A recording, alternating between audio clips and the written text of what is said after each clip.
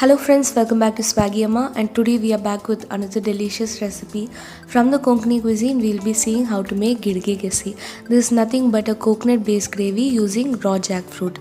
Since raw jackfruit is available abundantly in market right now, it is the perfect recipe to try. To prepare this recipe, firstly we are going to take a medium sized tender jackfruit. For this recipe, we are going to use 1/4 portion of this. Except for the hard outer layer, the whole tender jackfruit is edible.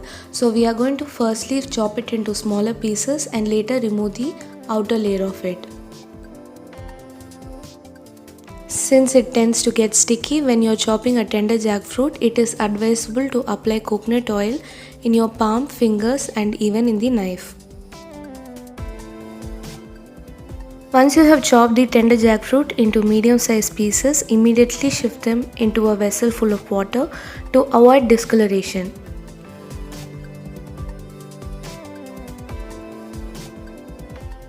Finally, chop the medium-sized portions into smaller pieces as shown in the video.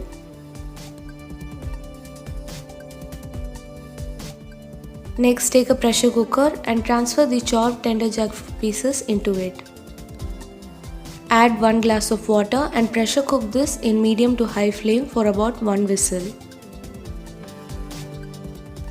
Next, to prepare the masool or ground masala paste, take a mixer and transfer about 1 to 1.5 cup of grated coconut into it. Now add 5 to 6 dried red chili as per the spice level you require. Finally, into this add 1/4 cup of water and half teaspoon of turmeric powder and grind it into a fine paste.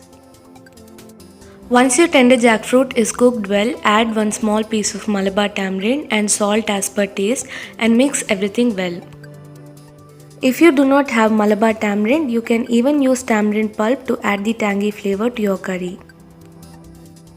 Once the salt and Malabar tamarind mixes well and the water starts boiling in medium to high flame, add the previously prepared masool or ground masala paste into it. Now mix everything well and allow this mixture to cook in low to medium flame for another 10 more minutes. In the meantime, take another kadai, and once the kadai is hot enough, add 1 to 2 tablespoons of coconut oil, 1/4 teaspoon of urdi dal, mustard seed, cumin seed and a handful of curry leaf and prepare the tempering.